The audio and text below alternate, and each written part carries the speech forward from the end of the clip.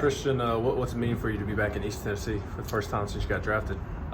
It feels pretty good right now. I woke up from the bus ride probably 20 minutes ago, so. But no, I can definitely smell it in the air being back over here, and hopefully it's a pretty good crowd tonight. With some orange.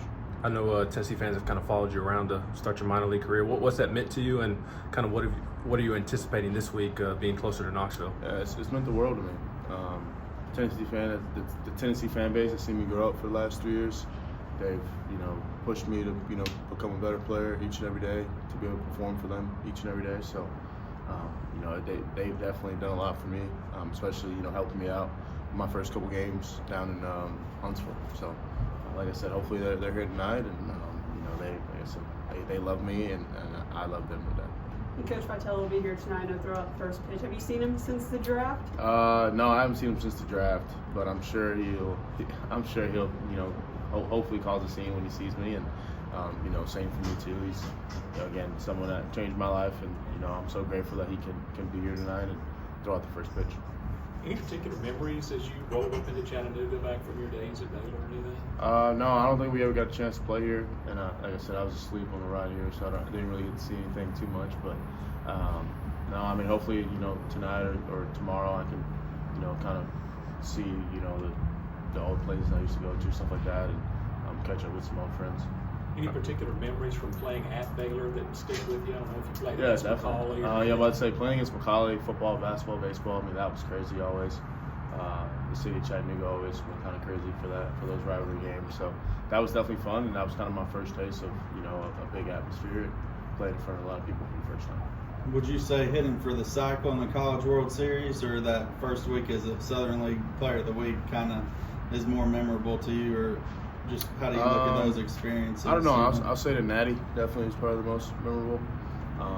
As far as individual performances, that just happens. That's baseball. That's you just trying to win and trying to be a good player for your team. So I don't really remember a lot of those, but the team ones I remember all the time. So that walk-off was pretty sweet too. Winning with the guys the other night, that was pretty fun. How have you been able to carry over what you were doing at the end of the college season and in the NCAA tournament to the AA level? Really just trying to stay level-headed, trying to keep the same approach, same. Again, it's baseball at the end of the day. I've been playing this game for a while, not as long as a lot of guys that I'm playing with now. But I've played it for quite a bit, so it's just baseball at the end of the day, and kind of do what you got to do to prepare yourself to go out there and compete and win it each and every day.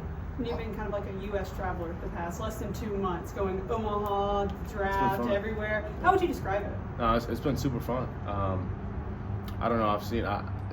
I haven't seen a lot, and now I have seen a lot. But I'm just blessed, obviously for it. And this game can give you a lot, and that's one thing. You can see a lot of different parts of the country. Hopefully one day I can play overseas. Never know, but you get to see a lot, and that's the beauty of this game.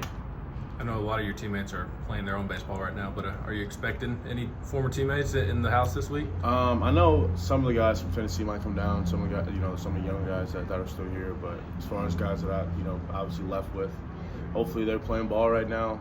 Living out their dreams, having a good time. But yeah, I know hopefully somebody like Ariel and some of those guys might come down and stuff like that.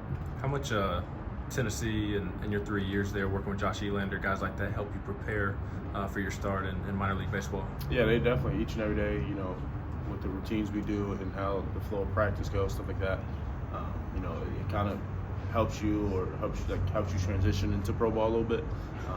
Having your own plan, because at the end of the day, like, it's your career, like, you got to do what you got to do, like I said, to get you ready for what you got to do out there. So, having that mindset almost, a little bit in college, knowing that, like, all right, I got to get prepared for this Friday night starter who's throwing 98, with a 90-mile-per-hour slider. How do I do that?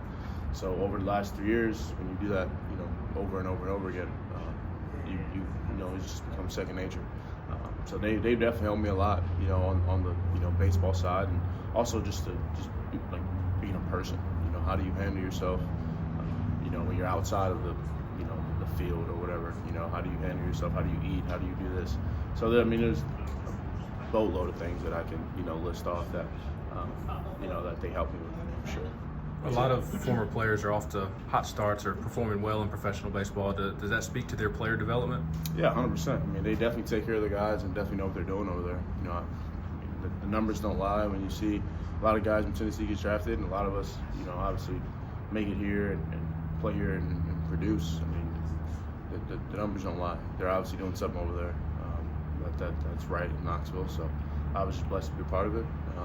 Again, thank them for everything. Given how well you've done so quickly in minor league ball, is it hard not in the back of your mind to think about getting a call up to the majors? No, I really started taking one day at a time. I think that's something that I've learned to do being in college and understanding that, like, you know, you play so many games, you do so many things in a season. You got to just take it one game at a time. You don't know what can happen. Everything's so unpredictable.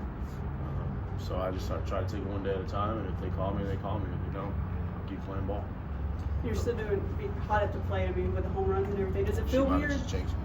Does it feel weird not, walking into the dugout getting that fur coat put on you like you did? Yeah, that was weird. I'm not gonna lie. Putting on the astronaut helmet, I guess that is. Yeah, that was a little weird. I gotta get used to that one. I felt a little cold there for a second, but it's all right. What's something that Tony Vitello taught you that sticks with you to this day, you'd say the most? Be where your feet are. Be in the present moment. Whatever you got going on outside of, you know, right now, where your feet are, you know, it'll take care of itself. It'll handle itself and whenever it can, basically. But be where your feet are. Be in the present moment. And you can take that. Like, obviously, it was a baseball lesson, but you can take that lesson anywhere in life, anything you do. It's almost like a full circle moment in a way, you know, being that you went to high school here for a bit, the state of Tennessee. You know, what's it mean you be able to make this stop in this state, you know, on your pathway to the majors? It's kind of wild. I never, you know, thinking of, when you say LA, like Angels, you don't think I'll be over here. I didn't really think I would be over here. So it's kind of wild. It's kind of surprising and exciting, you know, like I said, to be in Tennessee and to have the fan base here and to feel like kind of like I'm home a little bit. It's nice. It's definitely you know, it's kind of like a heartfelt moment for me. So it's definitely good. What did it mean for Burke's parents to come see you in California? And then I know KT's parents came down and saw you in Huntsville last week. What's that meant to you? Yeah, I mean, obviously, you play with these guys. I've lived with KT for 3 years. Like, you know, everyone becomes a family, and that's really what it is. I don't know if y'all saw my Twitter post, but, you know, it is a family. Like, everybody knows, like, in that Tennessee little group or whatever you want to call us or whatever, I don't know, we're one big family. And so, like, you'll get people like Blake's family who, all right, he's an hour away, we'll go drive, and same with KT's family. And, you know, that holds a lot of weight, you know, and love them to death for that. Thank them so much for that.